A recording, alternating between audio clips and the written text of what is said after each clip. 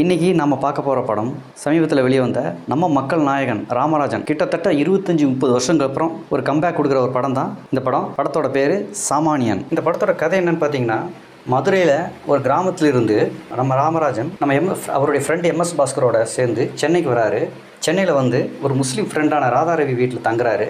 தங்கினதுக்கப்புறம் அடுத்த நாள் ஒரு பேங்குக்கு போய் RDX பாம்போட சேர்த்து அந்த பேங்க்கே சுற்றி வளைச்சி அந்த பேங்க்கில் ஒரு எம்ப்ளாயிலேருந்து மக்களையும் எல்லாத்தையும் அரெஸ்ட் பண்ணுறாரு.